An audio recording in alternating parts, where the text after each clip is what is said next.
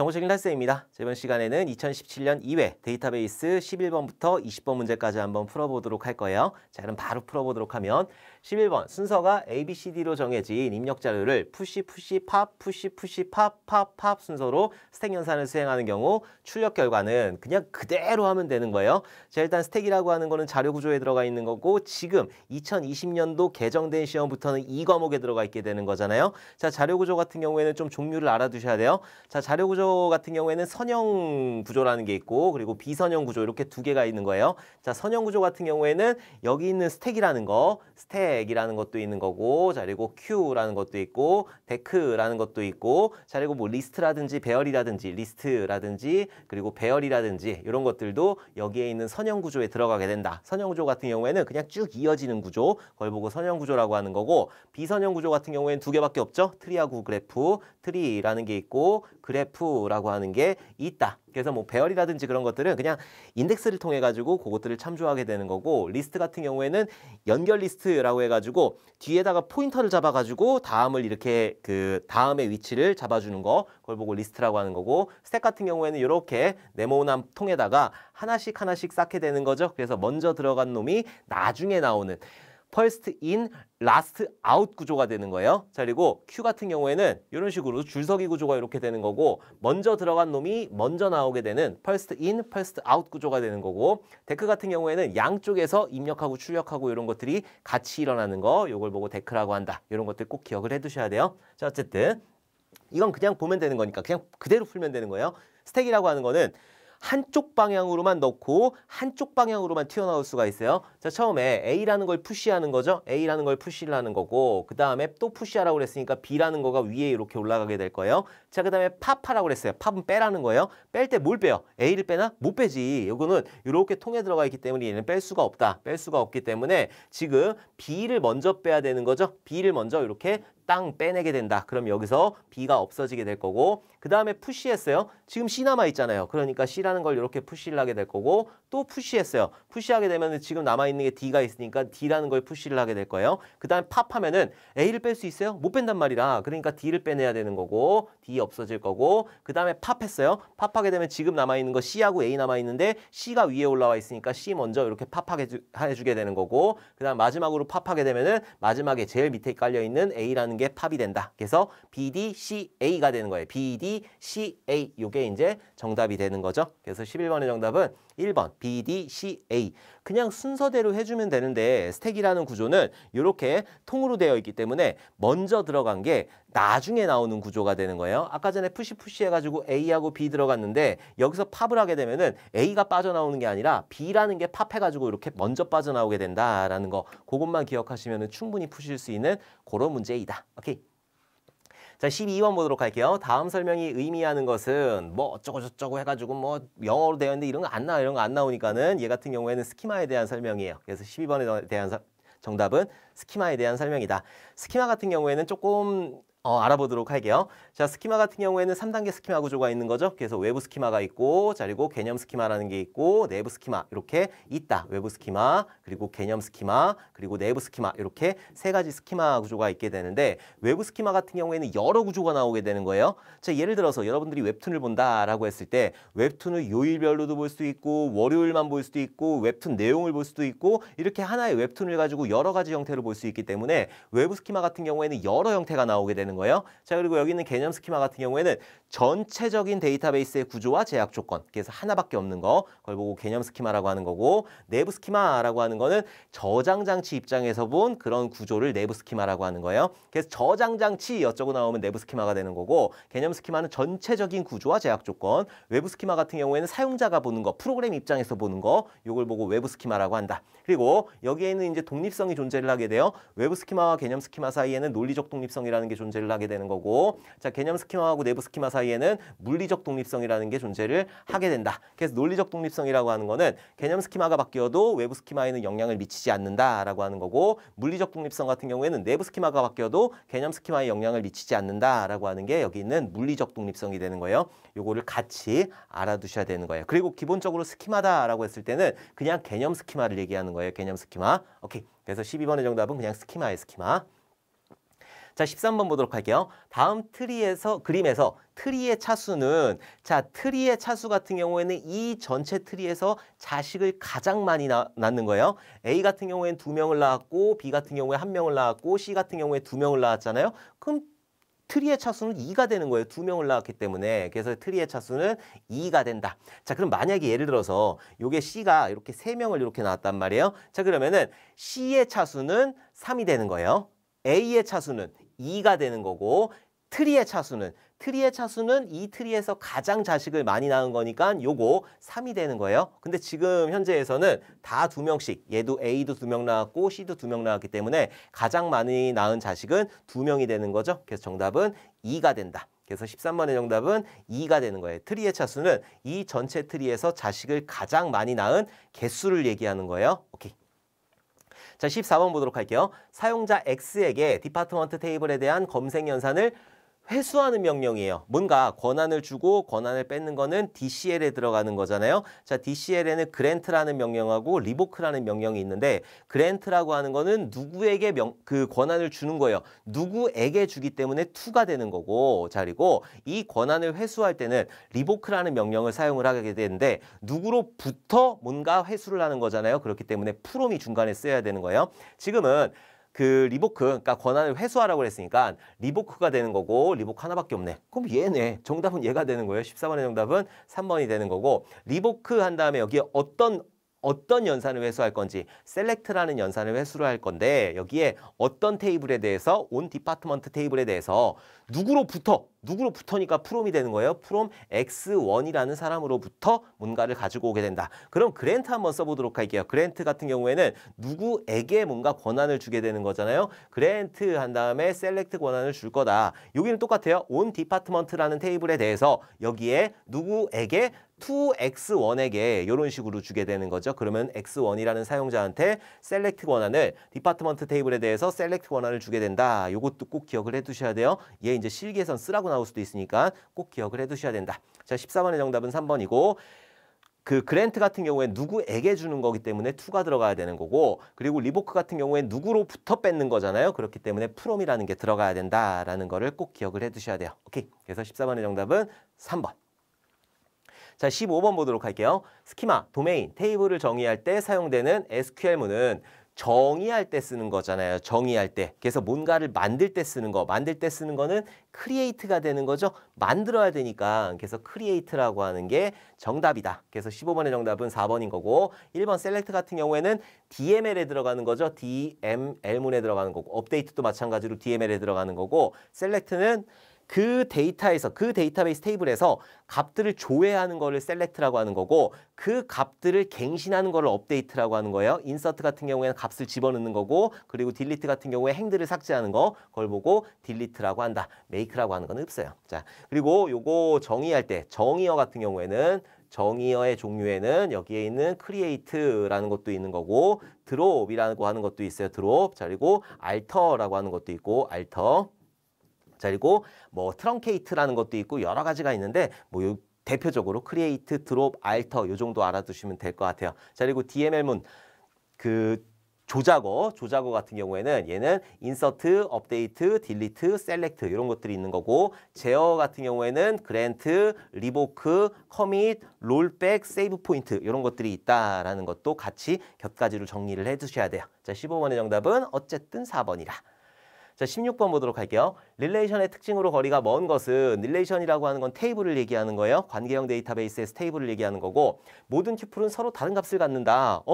대한민국 국민 테이블이라고 보시면 돼요. 대한민국 국민의 무슨 사람 인명부 이렇게 생각을 하시면 되는데 거기에는 서로 다른 값을 가져요. 이응직이 똑같은데요? 아니죠. 주민번호가 틀리니까. 이응직 검색하면은 많이 나와요. 일동제약 부장님도 계시고 무슨 목사님도 계시고 많아. 근데 여기 있는 이응직도 있는 거고 근데 주민번호는 다 틀린 거잖아요. 그렇기 때문에 모든 튜플들은 서로 다른 값을 가지게 되는 거예요. 자, 모든 속성 값은 원자값이어야 된다. 원자값으로 구성되어야 된다. 요거는 제일 정규형에서 그게 나왔잖아요. 자, 튜플 사이에는 순서가 없다. 튜플들 사이에는 순서가 없어요.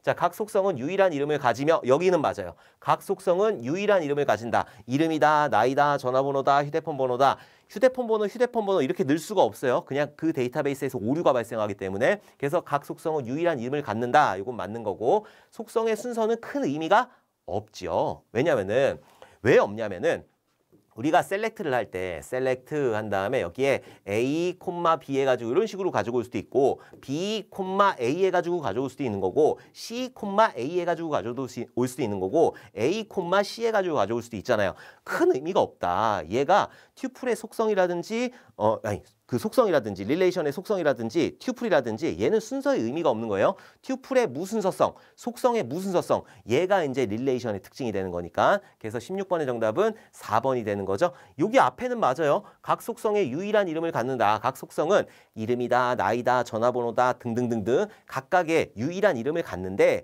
요것들의 순서의 의미는 전혀 없다라고 하는 거죠. 그래서 16번의 정답은 4번.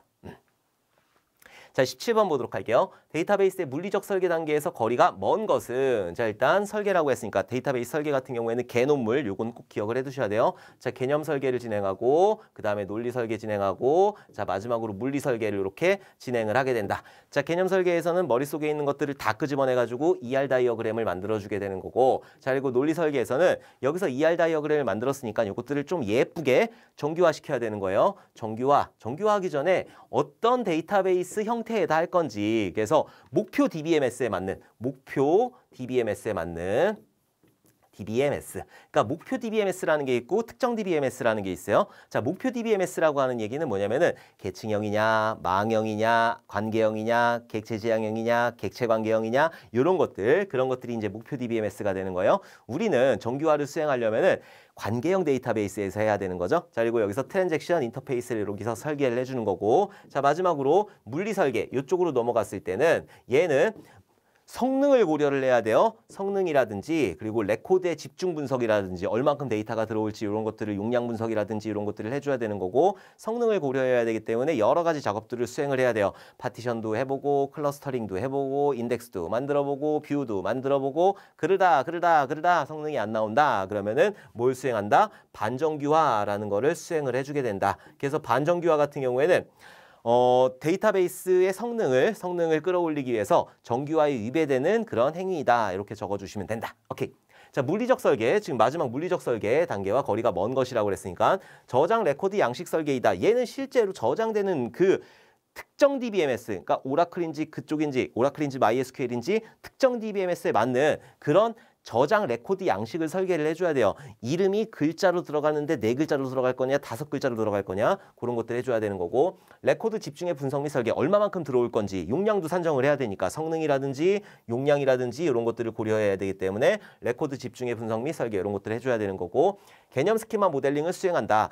개념 스키마 모델링 ER 다이어그램 ER 다이어그램 같은 경우에는 개념 설계에서 해주는 거기 때문에 얘가 틀린 거죠. 접근 경로를 설계한다. 실제로 어떤 식으로 저장돼서 어떤 식으로 가져가야 될 건지 그런 것들을 설계를 해줘야 되는 거. 이런 것들은 전부 다 실제로 저장 장치 입장에서 고려하는 물리 설계에서 하는 게 맞는데 개념 스키마 모델링, 개념 스키마에 대한 그림을 그리는 거, ER 다이어그램을 그리는 거는 개념 설계에서 하게 되는 거죠. 그래서 17번의 정답은 3번이 정답이 된다. 오케이.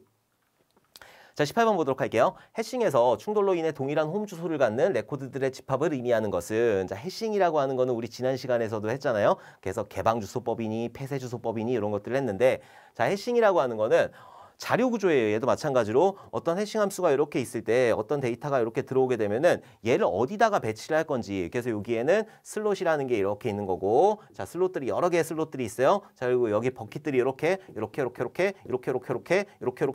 이런 식으로 있다. 그래서 어떤 데이터가 들어왔을 때 어떤 슬롯에다가 집어넣을 건지 요거를 결정해야 되는데 여기에 1번이 들어왔어요. 여기에 뭐 A라는 게 들어왔어. 자, 근데 또 어떤 값이 들어왔는데 걔도 여기에 들어가야 되는 거예요. 그러면 여기에 들어갔을 때 얘는 여기에 들어갈 수가 없으니까 충돌이 난 거죠. 충돌이 났으니까 어떻게 해? 여기 옆에다 쓰겠지. 개방주소법 같은 경우에는 폐쇄주소법 같은 경우에 여기다가 쓰든지 뭐 물론 이게 다 찼을 때 얘기지만 자, 어쨌든 이런 식으로 해주는 걸 폐쇄주소법이라고 하는 거고 자, 여기서 충돌이 발생을 했잖아. 충돌이 발생할 수밖에 없는 거라. 왜냐하면은 여기 해싱 함수 같은 경우에는 이마만큼의 글자로도 고정 길이가 나오는 거고 요마만큼의 글자로도 고정 길이가 나오기 때문에 얘 같은 경우에 충돌이 발생할 수밖에 없어요. 자, 그거를 뭐라고 하느냐? 충돌된 집합, 충돌된 레코드들의 집합을 뭐라고 한다? 시노님, 동의어라고 한다. 그래서 18번의 정답은 시노님이 되는 거예요. 3번. 3번이 정답이다. 슬롯이라고 하는 건 길다란 거고 버킷이라고 하는 건 들어가는 그 공간을 얘기하는 거고 매핑이라고 하는 건 갖다 집어넣는 거 그걸 얘기하는 거니까. 그래서 18번의 정답은 3번이 되는 거고 뭐 이제 해싱 함수 어떻게 돌리냐 계산법인지 폴딩법인지 이런 것들 있잖아요. 개수 분석인지 이런 것들도 종류들 좀 기억을 해두셔야 돼요. 오케이. 자, 19번 보도록 할게요. 다음 트리를 프리오더 운행법으로 운행할 경우 가장 먼저 탐색되는 것은 자 프리오더라는 게 있는데 프리오더라는 거는 전이 순회를 얘기하는 거잖아요. 전이 순회라는 게 있고 자 그리고 중이 순회라는 게 있고 후이 순회라는 게 있는데 전이 순회 같은 경우에는 먼저 앞전이잖아요. 먼저 탐색을 한다. 뭐를? 부모를. 자, 중위순회 같은 경우에는 중간에 탐색을 하는 거예요. 중간에 방문하는 거. 뭐를? 부모를. 후이순회 같은 경우에는 나중에 탐색을 하는 거예요. 누구를? 부모를. 그래서 전이순회 같은 경우에는 요거 세 개를 기준으로 봤을 때 먼저 부모를 방문하고 왼쪽 자식, 오른쪽 자식 이런 식으로 방문을 하게 되는 거고 중위순회 같은 경우에는 먼저 왼쪽 자식 방문하고 오른쪽 아니지. 중위순회니까 위로 올라가야지. 왼쪽 자식 한 다음에 부모 한 다음에 오른쪽 자식 이렇게 넘어가는 게 중위순회가 되는 거고 후위순회 같은 경우에는 나중에 방문하는 거예요. 뭐를? 부모를. 왼쪽 자식, 오른쪽 자식, 부모. 자, 이런 식으로 방문을 하는 게 후위순회가 된다. 자, 지금 전이순회, 프리오더라고 그랬으니까 전이순회가 되는 거죠. 자, 그러면은 부모부터 방문해야 되잖아요. 이렇게 내려가야 된다. 그게 가장 먼저 탐색되는 건 뭐예요? A가 되는 거예요. A가. 요거 틀리면 아주 그냥 환장을 하는 거지. 그러니까는 이런 문제들은 꼭 맞춰주셔야 돼요. 그래서 정답은 A가 된다. 자, 그럼 이거를 한번 탐색을 해보도록 할게요. 자, 먼저 A를 탐색을 했어요. 자, A라는 놈을 이렇게 탐색을 하고 B로 이렇게 넘어온 거죠. 자, B로 넘어왔는데 B에서 또 자식이 있는 거라. 그래서 먼저 B를 방문을 하고 여기서 자식이 있기 때문에 이쪽을 다 끝내야 돼요. B 자식을 다 끝내야 돼요. 그래서 D로 이렇게 넘어가게 되는 거예요. 자, 여기서 D로 이렇게 넘어가게 되는 거고 그 다음에 오른쪽 자식 없죠? 오른쪽 자식 없으니까 이쪽은 끝난 거죠. 자, 여기서 오른쪽 자식으로 이렇게 넘어가야 돼요. 자, C로 이렇게 넘어가야 되는 거죠. 얘가 부모이기 때문에 부모를 먼저 방문을 하고 전이순회니까 부모를 방문하고 왼쪽 자식, 오른쪽 자식 이렇게 넘어와야 돼요. 근데 여기 있는 왼쪽 자식 2를 딱 봤더니 2가 이렇게 방문이 되면서 얘가 부모잖아요. 그러니까 여기서도 이렇게 타야 되는 거죠. 그래서 GH가 되는 거죠. GH 이런 식으로 방문을 하고 이쪽 집안이 다 끝난 거잖아요. 그러면은 여기서 오른쪽 자식으로 넘어와가지고 F를 방문을 해줘야 된다. 그래서 제일 마지막에 방문되는 거는 F가 되는 거예요. 가장 먼저 방문되는 거는 A가 되는 거고 그래서 19번의 정답은 1번. 19번의 정답은 1번이 정답이다. 오케이. 자, 20번 보도록 할게요. 다음 자료에 대하여 선택 정렬을 이용하여 오름차순으로 정렬하고자 한다. 1회전 수행 결과는 선택 정렬이라고 하는 거는 가장 작은 수, 오름차순이라고 그랬으니까 가장 작은 수를 맨 앞으로 끄집어내면 되는 거죠. 그래서 얘를 1회전 하게 되면은 여기서 가장 작은 수가 뭐예요? 8, 3, 4, 9, 7. 자, 여기서 가장 작은 수 같은 경우에 3이란 말이에요. 3을 가장 앞으로 끄집어내면 되는 거예요. 그리고 위치를 싹 바꿔버리면 된다. 그래서 3, 8, 4, 9, 7. 자, 얘가 1회전의 결과가 되는 거예요. 자, 그리고 2회전을 돌리게 될 때는 첫 번째 거는 정렬이 완료가 됐으니까 여기서 가장 작은 거 4가 가장 작잖아요. 그래서 요거 위치를 앞으로 바꿔주면 되는 거예요. 3, 4, 8, 9, 7 이렇게 되는 거고 얘가 2회전 결과가 되는 거고 자 3회전을 돌리게 되면은 앞에 두 개는 했으니까 요거 세 개 중에서 가장 작은 거 7이 가장 작잖아요. 7을 앞으로 빼내면 되는 거예요. 3, 4, 7, 9, 8 자 이런 식으로 되게 되는 거고 자 그 다음에 이게 3회전 결과 그리고 4회전 같은 경우에는 앞에 거 3, 4, 7은 끝났잖아요. 9, 8만 하면 되는 거예요. 얘를 싹 돌려버리게 된다. 그러면은 4회전에서 3, 4, 7, 8, 9 자 이런 식으로 수행이 되게 되는 거죠. 자 그래서 선택 정렬 같은 경우에는 가장 작은 수를 맨 앞에 그리고 그 다음에 이런 식으로 넣으시면 된다. 그래서 1회전 후의 결과는 38497이에요. 38497, 38497이 여기서 정답이다. 그래서 20번의 정답은 4번이 되는 거예요. 자, 정렬 같은 경우에는 선택 정렬하고 삽입 정렬하고 그리고 버블 정렬 얘는 정렬 상총사라고 그래가지고 이 회전수 구하라고 나와요. 그러니까 꼭 기억을 해두시고 그리고 여기 있는 선택 정렬이나 삽입 정렬이나 버블 정렬 같은 경우에는 시간 복잡도가 n제곱의 시간 복잡도를 가지게 되는데 요거는 성능이 조금 안 나오는 거고 퀵 정렬이라는 게 있고 그리고 힙 정렬이라는 게 있고 그리고 병합 정렬, 합병 정렬 똑같은 얘기예요. 자, 요거 세 개 같은 경우에는 n 곱하기 로그의 2의 n의 시간 복잡도를 가지게 된다. 그래서 얘가 조금 더 성능이 좋은 그런 정렬 알고리즘이고 그중에서 퀵 정렬 같은 경우에는 피봇이라는 걸 이용한다고 그랬잖아요. 그 피봇을 기준으로 해가지고 작은 값은 왼쪽에 큰 값은 오른쪽으로 이런 식으로 계속 분할과 정복을 이용해가지고 수행을 하는 게 퀵 정렬이다. 근데 퀵 정렬 같은 경우에는 최악의 경우 거의 정렬이 완료가 되어 있는 최악의 경우에는 n제곱의 시간 복잡도까지 빠질 수 있다라는 거 요거까지 같이 정리를 해두시는 게 좋다. 오케이. 자, 이렇게 해가지고 오늘은 11번부터 20번까지 문제들을 한번 쭉 풀어봤어요. 여기서 데이터베이스 같은 경우에는 데이터베이스 문제도 많이 나오지만 이 과목에 있는 이 과목에서 자료구조 나오니까 그런 자료구조라든지 트리의 운행법이라든지 수식 계산이라든지 이런 것들도 여러분들이 같이 잘 알아두셨으면 좋겠습니다. 자, 이번 시간 너무너무 고생 많으셨고 우리 다음 시간에 웃는 얼굴로 다시 뵙도록 하겠습니다. 감사합니다.